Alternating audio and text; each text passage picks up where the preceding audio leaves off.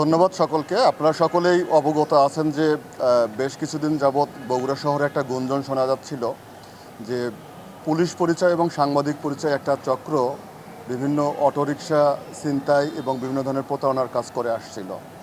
তো এরই মধ্যে গত 25/4/2026 খ্রিস্টাব্দ আমরা একটা অভিযোগ জানতে পারি যে টিএমএসএস হাসপাতালের দিকে একটা অটোরিকশায় একজন অজ্ঞাতনামা যাত্রী উঠে সেখানে যাচ্ছিলেন এবং হাসপাতালে পৌঁছানোর পর সেখানে আরেকজন অজ্ঞাতনামা যাত্রী এসে দুজন যাত্রী মিলিতভাবে কথা বলেন এবং এক পর্যায়ে তারা সেই সিএনজি চালককে তাদের পুলিশ পরিচয়ে দেওয়া একটা মাইক্রোবাস থেকে একটা চিঠি বা কাগজ নিয়ে আসতে বলেন। তো তিনি যখন সেই কাগজ নিয়ে আসতে যেতে রাজি হচ্ছিলেন না, তখন তাকে তারা ঝাড়ি দেয় এবং রাগান্বিত কণ্ঠে কথা বলে। তখন পুলিশ ভেবে তাদের কাছে একটা ওয়াকিটকিও ছিল, তখন সেই কাগজটা নিয়ে আসতে যায়। তো নিয়ে আসার পর দেখে যে সেই দুইজন যাত্রী এবং ইজি বাইক সেখানে নেই। তো এরপর তারা আমাদের থানায় অভিযোগ করে, আমরা একটা এজাহার নেই। এই এজাহারের সূত্র ধরেই আমরা গতকাল চারমাথা খাজা যে আবাসিক হাইওয়ে হোটেল আছে সেখানে আমরা অভিযান চালিয়ে সেখান থেকে 5 জনকে গ্রেপ্তার করি এই চক্রের।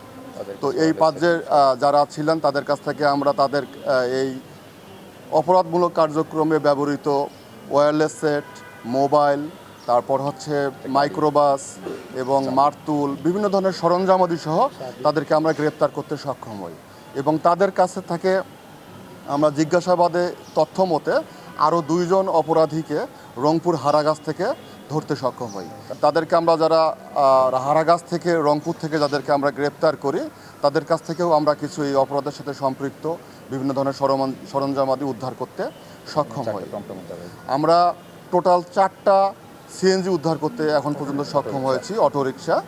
আমরা তাদের ধারা তথ্য মতে আমরা আরও অভিযান পরিচালনা করব এবং তাদের কাছ থেকে আরও যদি তথ্য পাই আমরা এই প্রতারণা করে যে সিএনজি বা অটোরিকশাগুলো ছিনতাই করা হয়েছে বা অপহৃত করা হয়েছে সেগুলো উদ্ধারের জোর প্রচেষ্টা চালিয়ে যাচ্ছি। যারা অপরাধী রয়েছে এর মধ্যে 4 জনের বিরুদ্ধে পূর্বের চুরি এবং দস্যুতার মামলা রয়েছে।